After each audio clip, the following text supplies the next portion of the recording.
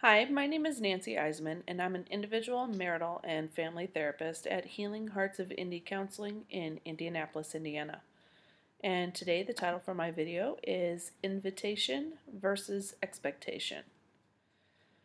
I work with couples regularly who are stuck in the power struggle.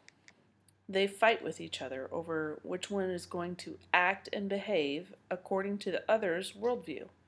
It sounds a little something like this. I know how the world works, and if you would just get on board with what I want you to do, then our marriage or our relationship would be fine. If you would just come home from work early, then our marriage would be fine. Well, if you would just give me more sex, then our marriage would be fine, etc. Well, wouldn't that be nice? Wouldn't it be great if it was just as easy as telling our partner what we wanted them to do and they would do it? So if you answered yes to that question, let me ask you this. Would you be willing to let your partner make those rules and not yourself, and you be the one who does everything you're told? Now, everything that they ask you to do, say, want, and believe, it's your job to do it.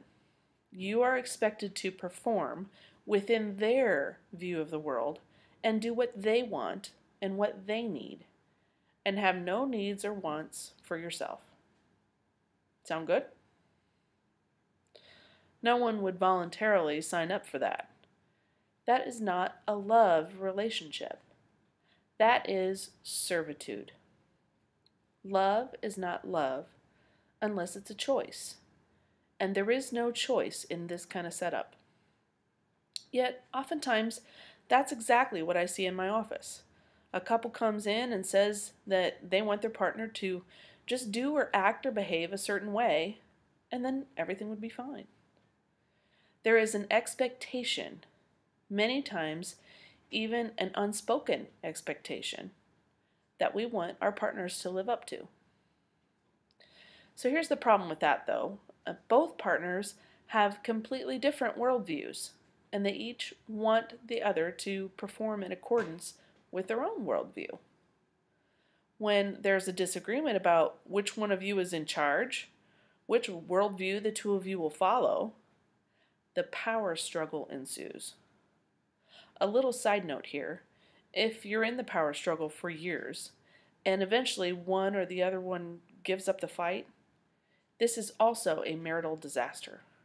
The person who loses the power struggle ceases to be a whole person. They become a broken shell, an automaton at best. The one who wins the power struggle loses all respect for the other who refuses to stand up to them, and ultimately resents having to decide everything. No one wants to win the power struggle because it will not be what you expected, and your marriage will end just the same. So then, the question becomes, how can I get my needs met or let my partner know the things that are the most important to me? There's a line to be walked in this area because there absolutely is such a thing as asking for too much. There's also a method for how you can safely approach the situation. If someone expects you to do something that you don't want to do and that you don't have to do, what is your first reaction? Isn't it resistance? Don't you resist someone telling you what to do, even if you think what they're telling you to do is actually the best thing to do? You resist them for no other reason than because they're trying to tell you what to do. They're giving you something to resist. So what if you approach the situation differently?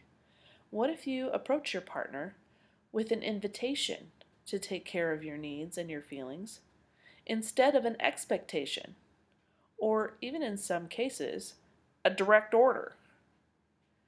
If you can ask and invite, it becomes a want to, because I want to take care of your feelings and meet your needs, instead of a have to, which most of the time I'm going to resist on principle.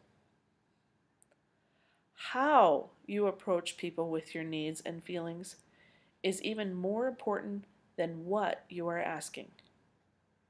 By allowing people the space to have their own worldview that is different from your own, you give them the safety that they need in order to choose to meet your needs and take care of your feelings. In a mature, respectful, safe relationship, one partner is not the servant of the other. Both worldviews are honored simultaneously and valued for what they bring to the relationship. Now, it takes a lot of strength and humility to allow your partner to have a completely different worldview from your own, and it's a big risk to allow your partner to choose whether or not they would like to love you and take care of your feelings. We're so needy and fearful that they will choose not to that we try to force people, and in the process, alienate them.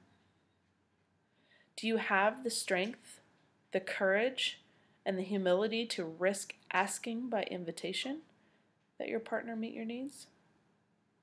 Are the needs that you have reasonable?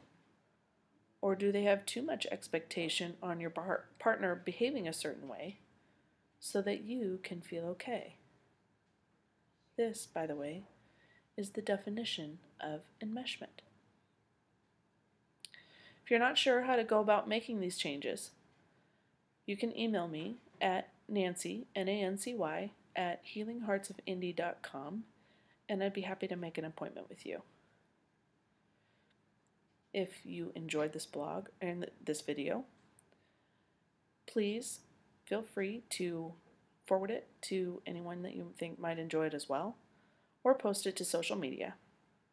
Thank you very much for supporting my work.